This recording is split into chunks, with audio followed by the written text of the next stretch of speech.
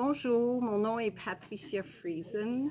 Je suis infirmière en SAPA et aussi membre de CREGES et membre d'une équipe soins palliatifs à domicile. Et j'ai le plaisir de vous accueillir dans le contexte de la semaine projection. On est un des événements de la semaine projection, mais aussi de la part de CREGES et SAPA Cavendish. Notre présentateur d'actrice cet après-midi, c'est Maryse Carignan. Elle est un collègue et amie de longue durée. On s'est rencontrés dans le Hôpital Royal Victoria il y a quelques années. Elle est provenant du terrain, CSIS Laval, et aussi actuellement, elle est conseillère clinique CSIS Laval et aussi membre de la Commission sur les soins fin de vie du Québec. Donc, on vous accueille, Maryse, et elle va présenter un outil clinique qui peut nous aider à identifier les patients en soins palliatifs d'une façon précoce.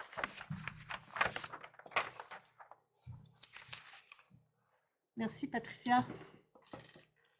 Est-ce que je suis dans la caméra? Okay. Alors, bonjour tout le monde. Ça me fait très plaisir d'être ici avec vous cet après-midi. Alors, je remercie Patrick Durivage et Patricia Friesen pour leur invitation. Parce que oui, effectivement, cet outil de détection précoce, on l'attendait depuis longtemps.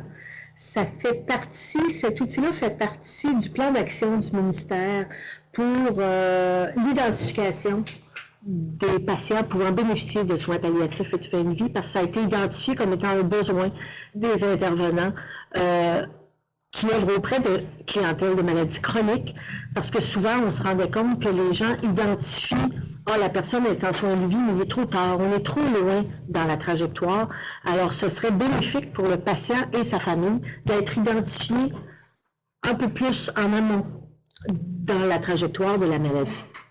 Alors, j'ai participé au groupe de travail au ministère pour le choix de cet outil-là et l'adaptation de cet outil-là qu'on va vous présenter là.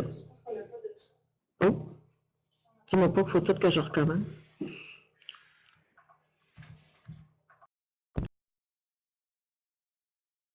Petit problème technique.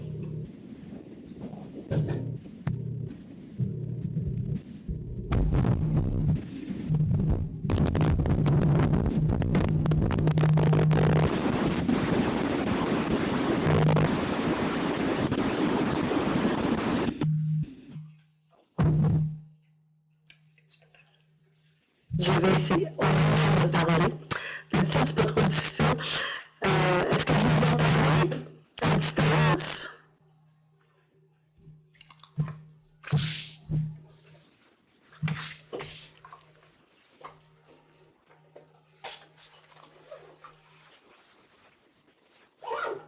L'outil est tout nouveau, en fait. Il a été diffusé au début par le ministère. Alors, c'est tout à fait normal si vous n'avez pas entendu parler. On commence à la diffuser dans les centres hospitaliers. C'est un outil qui existait déjà, mais on va peut-être être obligé de tout répéter ça, mais c'est un outil qui existait déjà, mais qui a été adapté un peu à la réalité québécoise. Attends, ils n'entendent toujours pas. Je vais continuer? OK. Ici, il est en 3 étapes. Premièrement, identifier. Identifier, c'est qui le patient qui pourrait bénéficier de soins palliatifs et de fin de vie. Alors, comment on fait ça? Il y a une façon bien particulière de l'identifier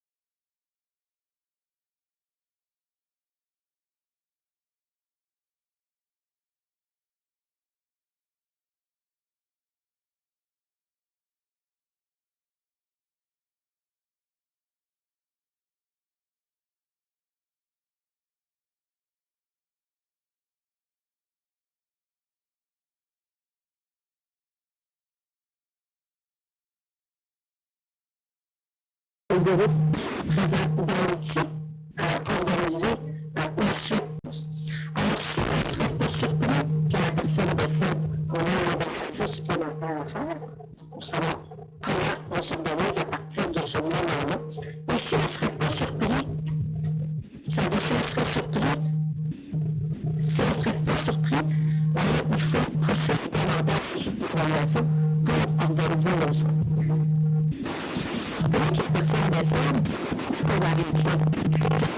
La prochaine fois qu'on va la voir, la prochaine fois qu'elle va avoir sa condition de plan, on va évaluer la situation. C'est sûr que tous les jours, on ne se posera pas de questions tous les jours. Se reposer cette question. Parce que si la personne est chronique, c'est sûr que généralement, il s'améliore pas avec le temps. Alors, on devrait reposer cette question-là à un moment donné dans l'évolution de la maladie. Je pense que la façon de dire à tout moment, quand il y a un changement de condition dans la personne, ben là, on réévalue, on se repose la question, est-ce qu'on est surpris? Si on ne serait pas surpris que la personne décède, ben là, on va aller chercher un petit peu plus loin. On va aller évaluer cette personne-là dans le sens de, si on ne serait pas surpris, elle a au niveau de sa performance, son échelle de performance, elle a au niveau de ses évaluations. Quels sont ses symptômes exactement? Et là, l'outil va nous donner des échelles, des outils pour évaluer davantage où se situe notre patient. Est-ce que la personne a indiqué qu'elle voulait recevoir des soins palliatifs? Ça aussi, c'est important. On reconnaît le besoin. Et à ce moment-là, il faut bien voir avec la personne qu'est-ce qu'elle comprend des soins palliatifs. Vous savez comme moi que la définition des soins palliatifs, pour certaines personnes, ça veut dire je meurs demain matin. Pour d'autres, c'est plus large. Alors, il faut bien vérifier avec la personne si elle dit oui ou non, qu'elle désire recevoir des soins palliatifs ou non. Quelle est sa compréhension du soin palliatif? C'est quoi pour elle des soins palliatifs? Pour être en mesure de défaire des mythes, défaire des croyances, replacer, remettre les pendules à l'heure et bien faire comprendre à la personne que du soin palliatif, c'est plus de rien faire et l'abandonner et la laisser aller. C'est de mettre en place des interventions qui vont faire en sorte qu'on va améliorer sa qualité de vie, qu'on va améliorer sa gestion de symptômes et son soulagement de symptômes. L'évaluation, la deuxième étape, quand on a identifié une personne, qu'on s'est dit oui, je pense qu'elle pourrait bénéficier de soins palliatifs, on va évaluer les symptômes. Quels sont les symptômes que cette personne-là présente à ce moment-là? L'outil d'évaluation des symptômes en Mountain est tout à fait adéquat. C'est un outil validé qui est utilisé. Je ne sais pas si vous l'utilisez, vous, dans votre pratique. Si c'est cet outil-là que vous utilisez, c'est un outil validé. Peut-être que vous en avez un autre pour évaluer des symptômes. En même temps qu'on évalue les symptômes avec une échelle quelconque et qu'on évalue tous les symptômes, l'échelle de Mountain peut être un outil intéressant.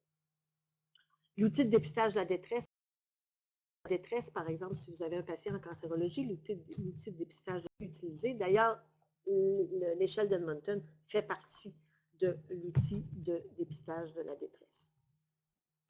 Alors, il y a différents outils qui peuvent vous être utiles pour évaluer des symptômes, par exemple sur des sites comme Paliscience, le Cancer Care Ontario, Action Cancer Ontario, qui ont tous des outils validés et traduits. Là. Autant en français qu'en anglais, on peut avoir les informations. On peut aussi penser à utiliser les réseaux communautaires. Souvent, on dit souvent, ou on entend souvent, il n'y a pas de service, mais informez-vous. Informez-vous auprès de la communauté où la personne est. Peut-être qu'il y en a. Peut-être qu'il y a quelque chose qu'on peut faire, les organismes communautaires, les CLSC, les différents services dans les CIS. Alors, ça vaut la peine de regarder et de connaître notre environnement, l'environnement de la personne, savoir s'il y a des ressources disponibles. Ça va jusque-là? On n'a toujours pas de son? Ça va marcher. Ah, OK. La majorité, OK. Ben, bonjour tout le monde. L'autre outil, c'est la planification des soins, le Palliative Performance Scale. Alors, l'outil, l'échelle du statut de performance, qui est, le PPS est particulier pour les soins palliatifs ou le Karnofsky, si vous aimez mieux, là, c'est presque le même outil. Alors, ça nous permet, avec une échelle selon les niveaux de l'échelle, alors soit 70 et plus, on va dire de planifier préalablement des soins avec le patient ou son mandataire. En bas de 60, entre 50 et 60, on va réévaluer. On va commencer la planification, mais on va réévaluer. En bas de 50, bien, surtout si notre patient, on voit qu'il décline puis qu'il continue à décliner à chaque visite, on va débuter de façon urgente l'évaluation de la compréhension, les attentes de la personne et de ses proches. C'est toujours important d'évaluer qu'est-ce que le patient, qu'est-ce que la personne comprend, puis qu'est-ce que la famille comprend de tout ce qu'on est en train de faire, puis la planification des soins de fin de vie. Surtout si la personne est à domicile. Qu'est-ce qu'elle veut vraiment, cette personne-là, comme soin de fin de vie? Est-ce qu'elle veut demeurer à domicile? Elle veut demeurer à domicile aussi longtemps possible ou il y a un moment où elle veut aller à l'hôpital? Si elle veut aller à l'hôpital, quand? Si elle veut rester à la maison, qu'est-ce qu'on va faire pour que ce soit possible? Est-ce qu'il y a des obstacles qui feraient qu'elle ne resterait pas à la maison? Est-ce qu'on est capable d'organiser des services qui feraient en sorte que ces obstacles-là seraient surmontés? C'est tout ça qu'il faut évaluer avec la personne, si c'est possible, ou ses proches. Si la personne est en bas ou égale à 60 de PPS, il faut vraiment faire une référence en CLSC. Cette personne-là devrait être suivie, si elle est à domicile surtout, cette personne-là devrait être suivie de façon régulière parce que vraiment, il y a des symptômes qui s'installent et en principe, ça va aller en déclinant. La personne va aller de plus en plus vers la fin de vie. C'est à ce moment-là qu'on va penser à une consultation en soins palliatifs. C'est à ce moment-là qu'on va penser à des ressources psychosociales.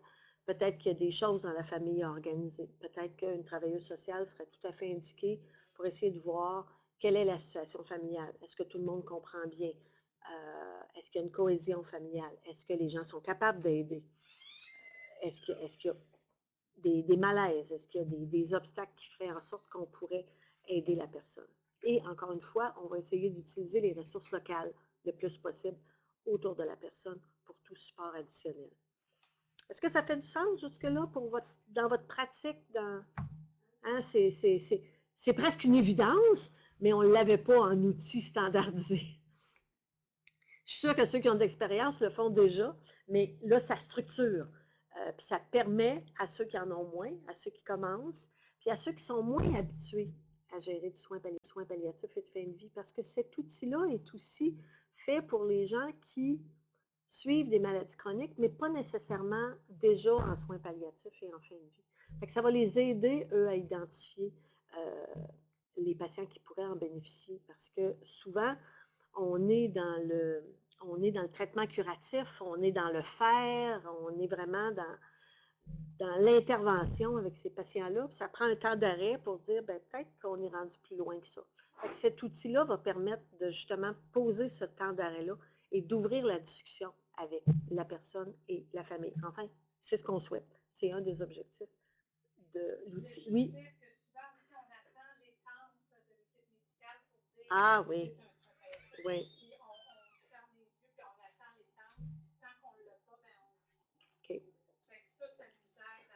OK.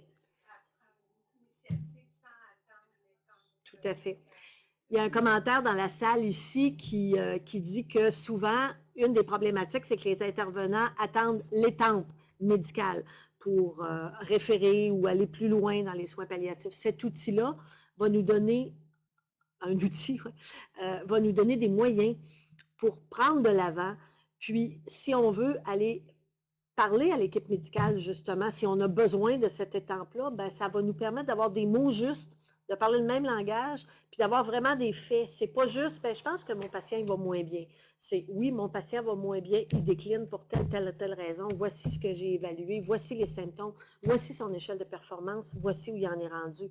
Fait que ça va nous permettre une facilité pour aller chercher l'équipe. Mais vous avez tout à fait raison, puis il faudrait sortir de ce besoin d'avoir l'étampe médicale-là, parce qu'on est tous des professionnels, puis on est capable d'aller plus loin. La deuxième étape de l'évaluation, c'est l'état fonctionnel. Alors, selon toujours l'échelle de performance, on va aller voir l'adéquation entre les besoins de la personne et les soins dont il bénéficie. L'inventaire, le besoin des ressources à la maison, hein, c'est très important si le patient est à domicile. Le niveau de charge de travail et la détresse du proche aidant, le ou les proches aidants.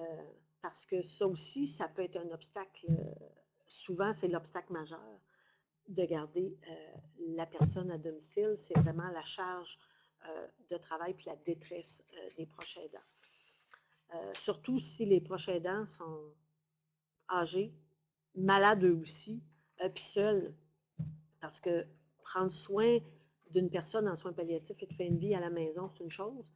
Si on est seul ou si on a une famille de 5-6, c'est très différent là, comme soutien qu'on peut avoir. Alors, vous avez les principales caractéristiques des scores de l'échelle de performance. Alors, si on dit que si c'est à peu près 70, il ne peut plus travailler, mais il peut s'adonner à certaines tâches quotidiennes, les activités domestiques et les passe-temps. Et plus ça descend, bien là, plus le patient décline. Ça peut être, on ne s'adonne moins à des tâches quotidiennes, c'est plus quelques fois par semaine nos activités, on a besoin de plus en plus d'aide, on a besoin d'aide pour sortir du lit, faire sa toilette. Et plus le PPS descend, bien, plus la personne est de moins en moins autonome et de moins en moins capable de vaquer à ses occupations habituelles. Et quand on va à 40 et moins, bien, la personne est alitée presque la majorité du temps. Alors, elle commence à moins manger. À un moment donné, il y a la conscience qui va aussi le manque de conscience, justement la perte de conscience qui va s'ajouter, ça va devenir de plus en plus difficile. Au niveau de la compréhension, il faut s'assurer que la personne et ses proches là, comprennent le caractère incurable et progressif de la maladie. Il faut faire attention, je ne sais pas si vous avez eu le volet 2, dans le jargon on parle du volet 2, les approches multidisciplinaires, l'approche palliative dans les développements de compétences du volet 2, dans le vidéo du patient pour les besoins et les proches.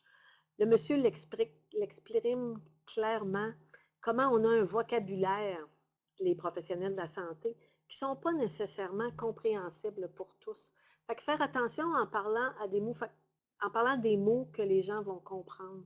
C'est pour ça que souvent, les gens vont dire, ben j'y ai dit que sa maladie est incurable, ou j'y ai dit qu'il était pour mourir, ou j'y ai dit qu'il était en fin de vie.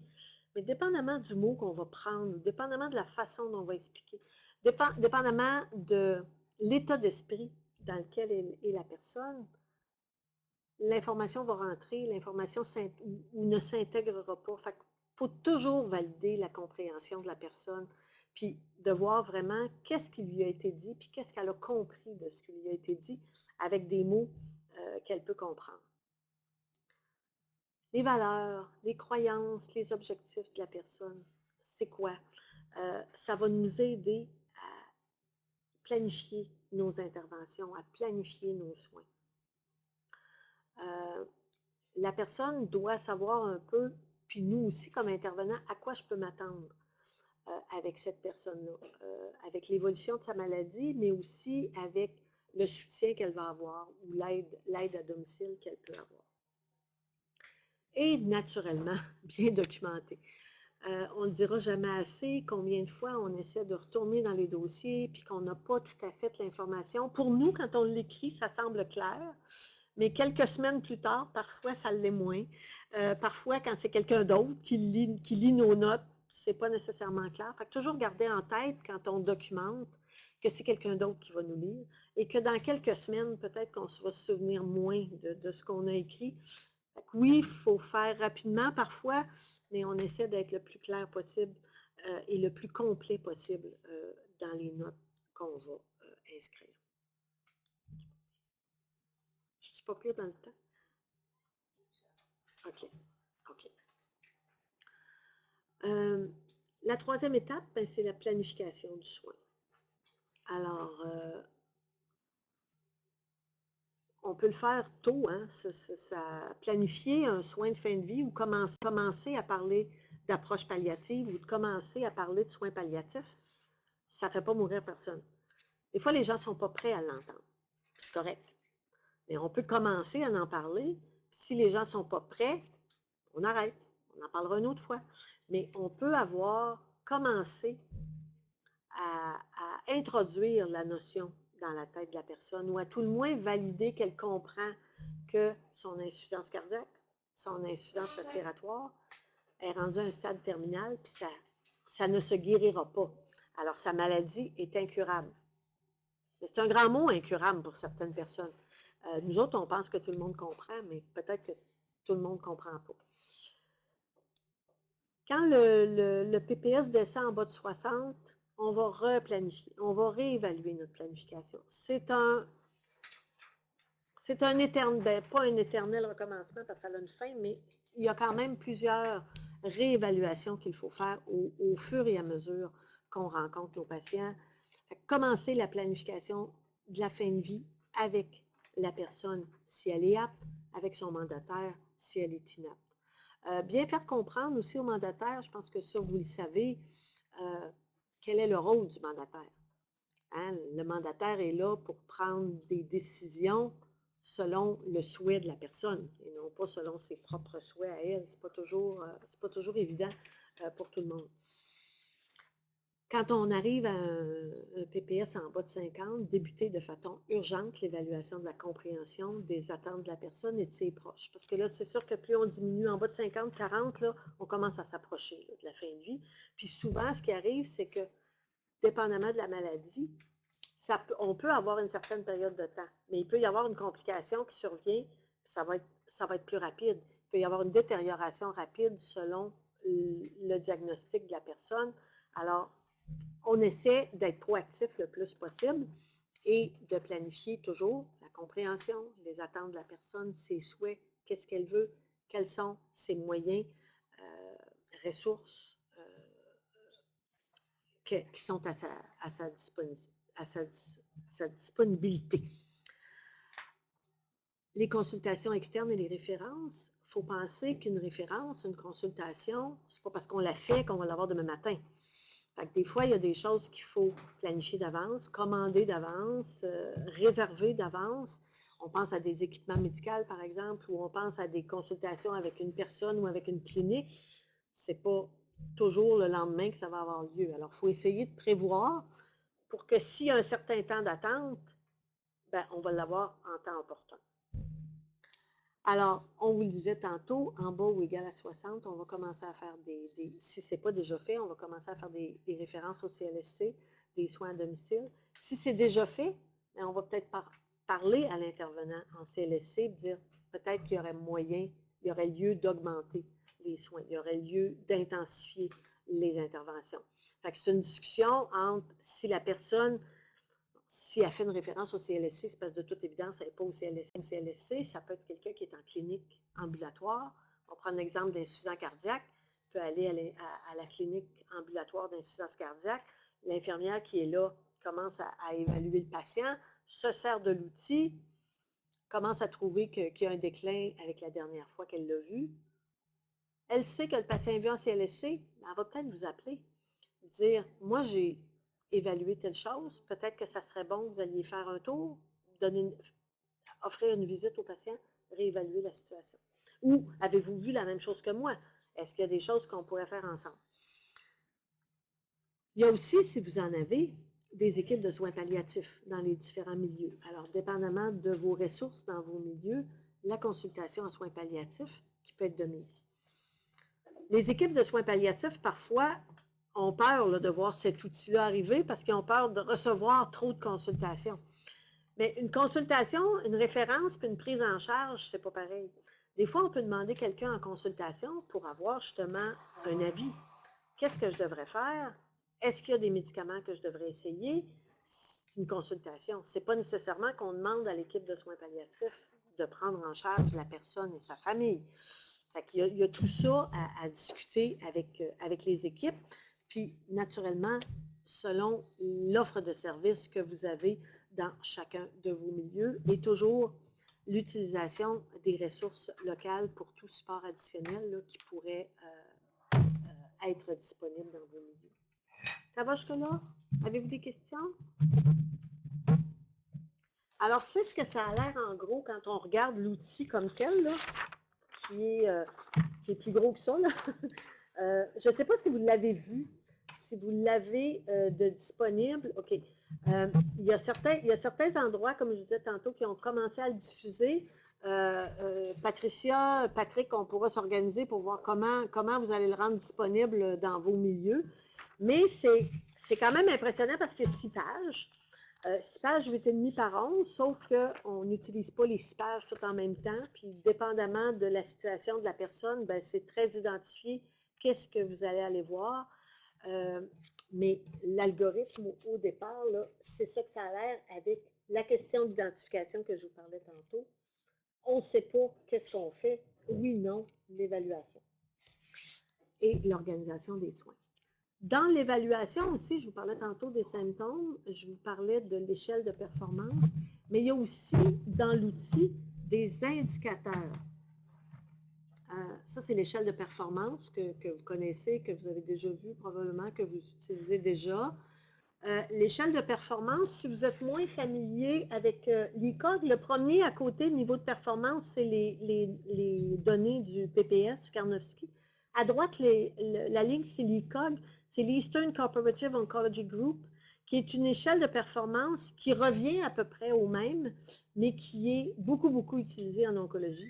Alors, certains hématologues-oncologues vont vous donner cette échelle-là plutôt que l'échelle de Karnofsky, plutôt que le PPS pour décrire les patients. Alors, ils ont fait dans l'outil l'équivalent à peu près. Si on a un ICOG 0,1, ben, c'est à peu près 190-80 de Karnofsky. Et là, ainsi de suite, là, le 2, le 3, le 4 et le 5 jusqu'au décès. Alors, on a mis les équivalents dans l'échelle. Mais le reste, pour les activités, la nutrition, l'autonomie et le niveau de conscience, c'est à peu près, c'est les mêmes données, les mêmes éléments. C'est juste que un est de 0 à 100, puis l'autre est de 0 à 5. Ce qui est intéressant aussi, que ça, on n'avait pas nécessairement ailleurs, c'est les indicateurs. Quand on fait notre évaluation des symptômes du patient, on a des indicateurs selon la maladie, selon la pathologie, que le patient il décline, que le patient est peut-être un candidat pour des soins palliatifs et de fin de vie. Parce que la question surprise, c'est une chose, le PPS, c'en est une autre, mais il y a plus.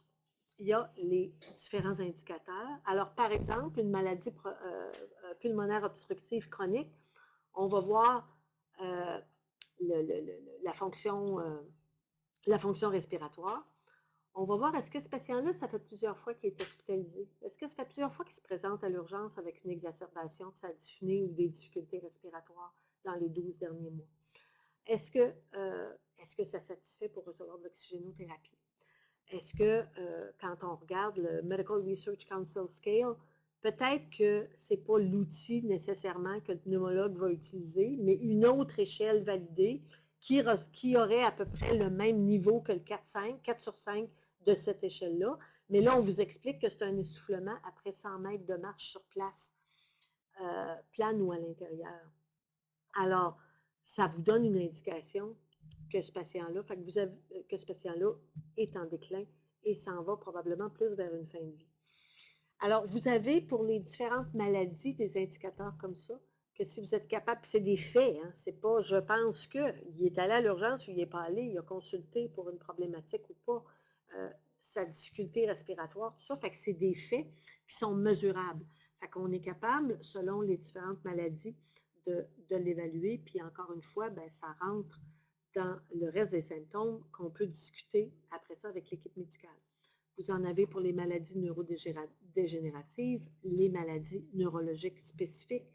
Vous en avez pour la fragilité, la démence et le déclin graduel qui est aussi défini.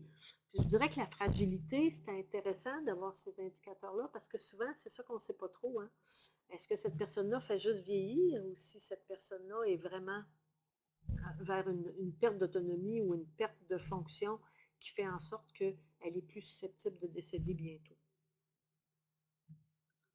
Alors, c'est vraiment en plus de l'échelle, en plus des questions qu'on a posées, en plus de l'évaluation qu'on fait de notre patient, on peut se fier sur ces indicateurs-là pour rehausser notre évaluation et indiquer clairement, là, si on a vraiment un PPS qui est bas, si on a vraiment des indicateurs en plus toute l'évaluation globale de la personne qu'on a en face de nous, mais ça nous donne pas mal un bon portrait pour être capable de discuter avec l'équipe médicale, de discuter avec l'équipe interdisciplinaire, puis de bien planifier nos soins. On a une histoire de cas que Patricia nous a préparée pour voir comment on pourrait utiliser l'outil. Puis là, je vais changer de place pour qu'elle puisse être vue à la caméra. Pour ceux qui ont du son, On va aller la chercher. Ça, c'est l'anglais. je vais commencer. Donc, c'est en ligne avec un patient qu'on connaît, mais j'ai caché son identité, j'espère. Monsieur C. est un homme de 87 ans, vivant avec ses préposés privés 24 heures sur 7 jours. Sa fille unique le visite ou l'appelle tous les jours. Ses préposés sont amicales, attentifs et ont travaillé longtemps avec cette famille. Depuis le décès de sa femme, il y a 3 ans, Monsieur parle moins, perd du poids, ne peut pas sortir de son appartement pour assister à des événements familiaux ou des rendez-vous médicaux. Atteint de démence depuis 8 ans, il a également des antécédents de MPOC, de diabète type 2, insuffisance rénale chronique. Après une chirurgie de la prostate, il a eu l'installation d'un cathéter Foley il y a 12 ans. L'infirmière de CLSC se rend tous les 2 mois pour surveiller sa MPOC et son état général. Mais cet été, M. C. se rend à la cuisine pour le repas, coopérer avec les soins d'hygiène, passer les jours à faire le sieste devant la télévision. Il a cessé d'aller au programme de jour Society Alzheimer's plus tôt cette année. En septembre, sa fille l'a envoyé à l'hôpital alors qu'il était agité et faisait de la fièvre. Il a été traité pour une septicémie due à une infection des voies urinaires. Il fut hospitalisé pendant 2 semaines. Sans surprise, avec une semaine au lit, il ne peut plus marcher. Sa fille, endocrinologue dans le même hôpital, n'a pas accepté l'ordonnance de non-réanimation, insistant sur le fait que le niveau de soins soit niveau C, ce qui permettrait de traiter toute infection ultérieure. Elle a ramené son père à la maison avec les mêmes préposés qu'ils connaissent depuis des années. J'invite Maryse à gérer la discussion un peu, mais ma première question, c'est où il se trouve dans notre outil qu'on a discuté. Alors, si on prend l'outil, je m'assure. Moi qui est toujours habituée de présenter avec les mains en l'air et à bouger. Si on prend l'outil, je vais retourner. Là, on va jouer un peu entre le PowerPoint et le... Si on se pose la question surprise, hein, la première étape, c'est l'identification. Est-ce qu'on serait surpris si M. C décédait dans la prochaine année? On ne serait pas surpris. Alors, à ce moment-là, qu'est-ce qu'on fait si on n'est pas surpris? Si on regarde ici, là, alors, est-ce qu'on est surpris? Oui ou non? Non. On va aller évaluer. Hein? On va aller évaluer monsieur. On va aller évaluer avec l'échelle de performance. Alors, selon ce qu'on a comme information, où pourrait se situer monsieur? Est-ce qu'il est capable de faire tout travail? Non. Incapable d'accomplir la majeure partie de ses activités, je pense que monsieur est pas mal rendu là. Est-ce qu'on dit qu'il n'accomplit plus aucune activité presque depuis son retour à domicile?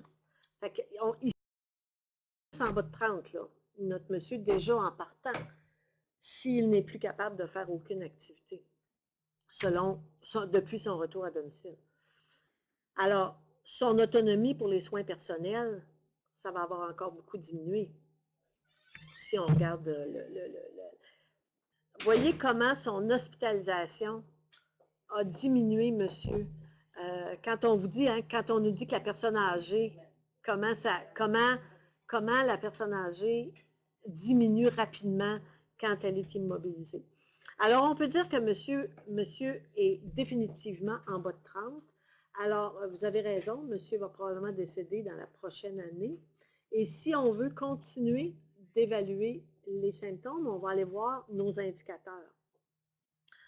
Alors, là, on n'a pas si son état de la maladie est jugé grave, mais on sait que monsieur a été hospitalisé à tout le moins une fois récemment. Et on sait qu'il est probablement essoufflé là, à 100 mètres. On peut penser qu'il est essoufflé à 100 mètres de marche parce qu'il n'est même plus capable de faire de la marche. Peut-être pour d'autres raisons, mais il y a de la misère. Si on regarde au niveau des indicateurs de fragilité, est-ce que monsieur a plusieurs comorbidités? On a dit qu'il était atteint de diabète, il y avait une problématique avec sa prostate, il y a un MPOC. Fait que déjà, monsieur a quelques morbidités. Son score de performance, on voit qu'il a diminué beaucoup depuis son retour à domicile. Il a de la faiblesse.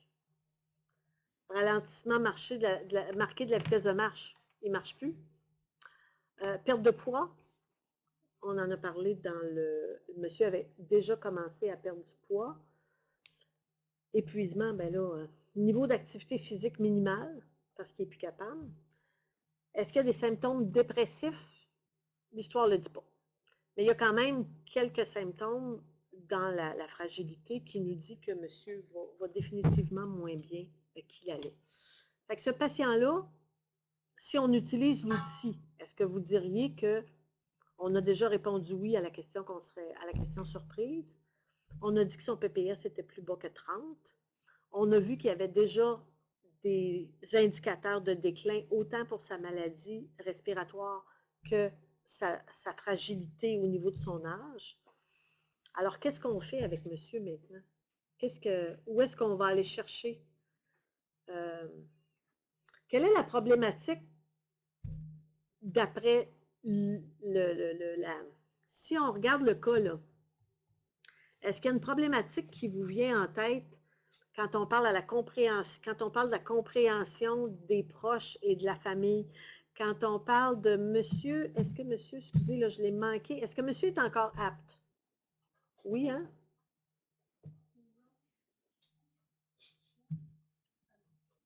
Bon, monsieur a une fille qui est endocrinologue, mais qui n'a pas accepté une ordonnance de non-réanimation insistant sur le fait que le niveau de C soit C, ce qui permettrait de traiter toute infection ultérieure et la ramener son père à la maison.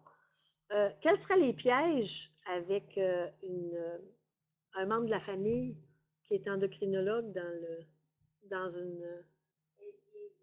est biaisé?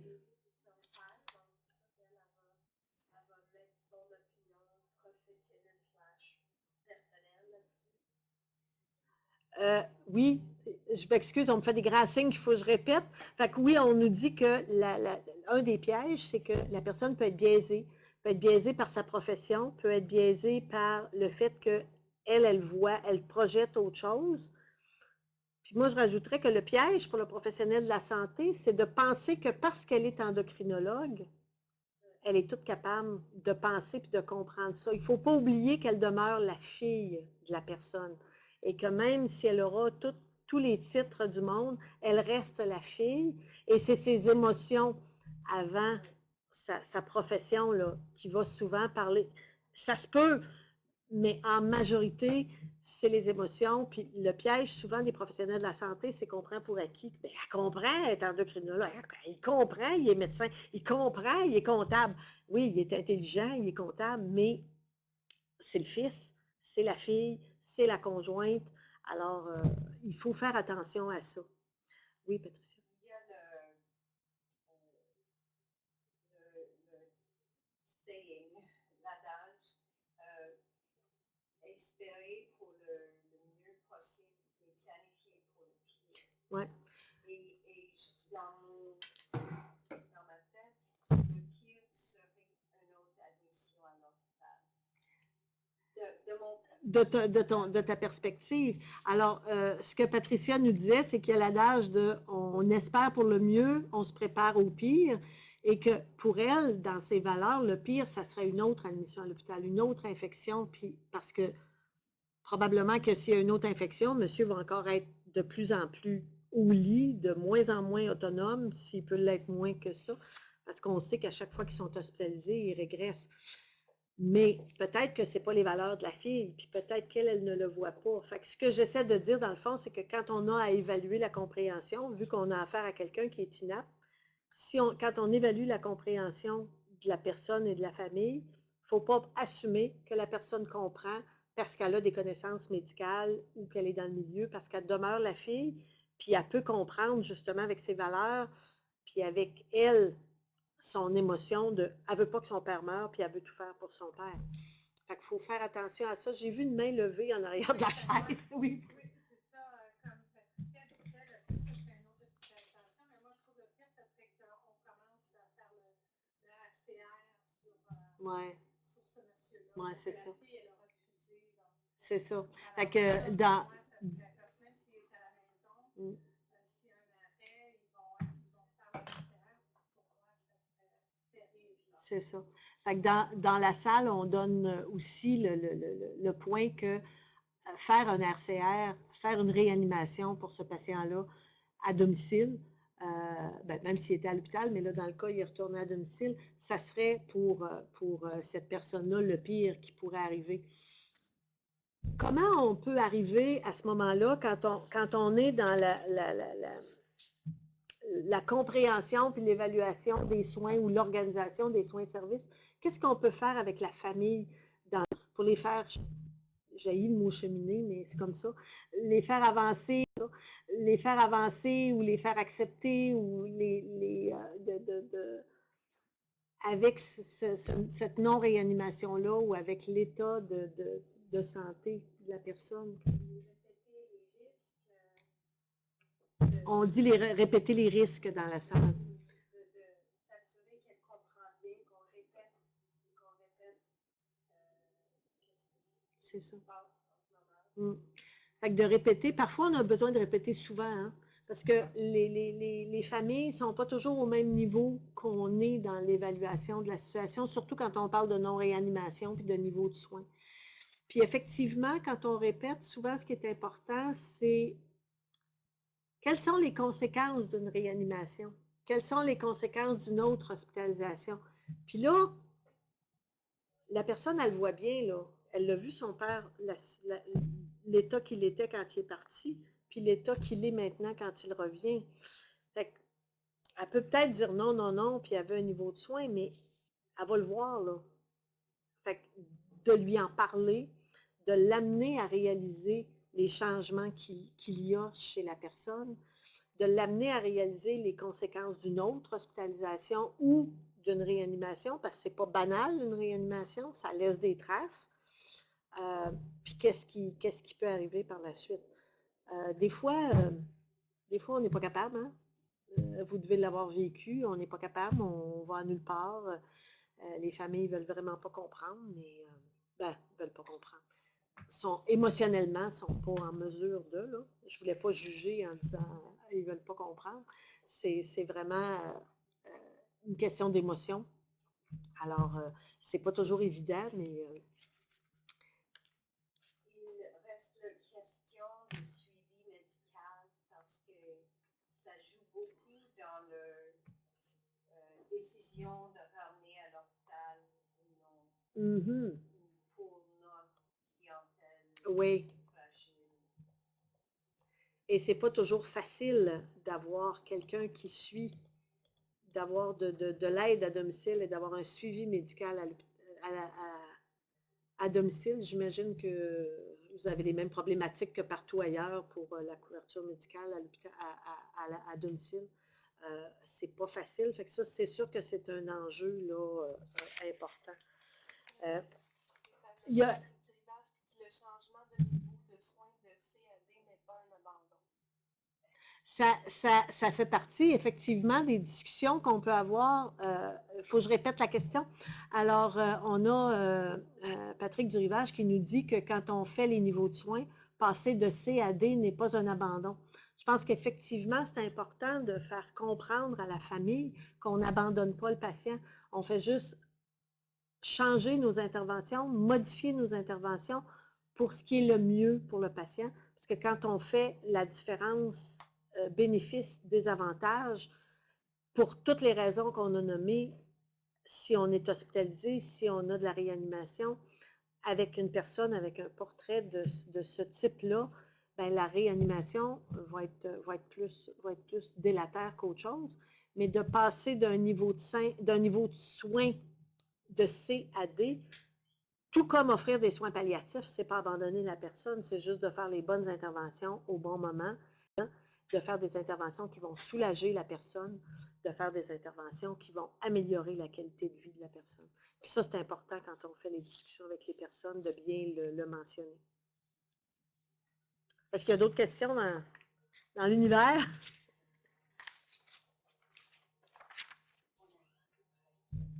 Cinq minutes. Est-ce qu'il y a quelqu'un qui a des commentaires ou des questions supplémentaires? Ah, c'est parce que je ne l'ai pas mis en diaporama. Est-ce que c'est clair? Est-ce que, oui? C'était juste comme un commentaire slash question. Dans mon travail d'étude, on utilise le prognostic de moins de 3 mois pour que ça soit considéré palliatif. Est-ce que ça, c'est vraiment l'étape qu'on parlait tantôt? Le 3 mois est purement administratif. Hein. C'est vraiment des critères d'inclusion, si je peux dire, pour avoir un service, des critères de sélection pour avoir un service. C'est sûr que souvent, les unités de soins palliatifs vont avoir à mettre un critère pour ne pas se retrouver avec des gens hospitalisés pendant longtemps.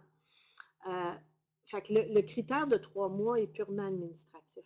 Ce n'est nullement un critère pour dire on offre des soins palliatifs ou pas, parce que tout le monde pourrait donner des soins palliatifs, puis la vision est vraiment que tout le monde soit en mesure d'offrir des soins palliatifs et que les équipes spécialisées offrent des soins palliatifs plus complexes. Alors, dans ce sens-là, le 3 mois, il n'y a pas vraiment d'importance si on ne le sait pas. D'ailleurs, on n'est pas capable souvent d'établir un pronostic. En cancer, c'est assez facile, mais dans les autres maladies, c'est très difficile d'établir un pronostic. Puis même en cancer, on se trompe la moitié du temps. C'est très, très difficile. De telle sorte que nous, on a un médecin de soins PAL qui est revenu d'un congrès il y a quelques semaines puis qui me disait même le pronostic est remis en question. Parce que est-ce que ça veut vraiment dire quelque chose? Est-ce que c'est vraiment révélateur de ce qu'est la personne?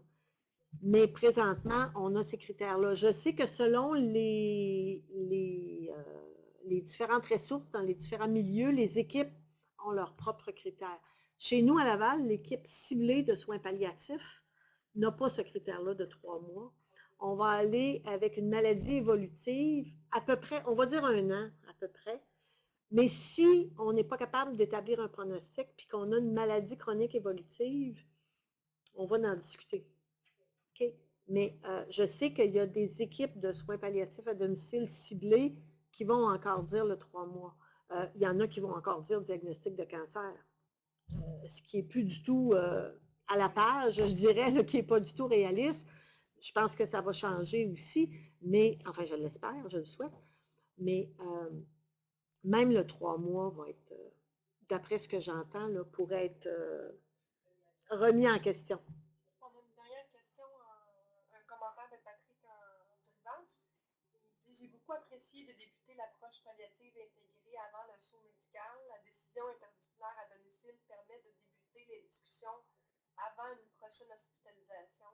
La fille de M. C pourra hospitaliser son père pour une autre infection, mais elle cheminera sur la visite thérapeutique qui lui sera offerte. » C'est ça. C'est bien, puis effectivement,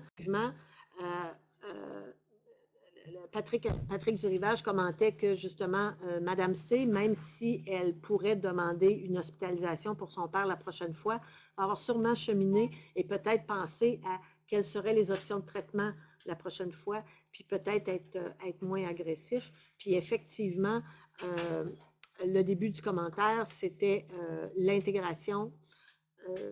J'ai perdu le fil d'idée. J'essaie de l'approche palliative n'a pas besoin d'avoir une étampe médicale. Hein, on est tous des professionnels, puis on est capable de parler entre nous et de commencer des interventions entre nous pour amener les patients, les familles à penser autrement, puis à penser à l'approche palliative. C'est mon temps est écoulé. Merci beaucoup, Patrick. Tantôt, apparemment qu'il n'y avait pas de son, alors merci.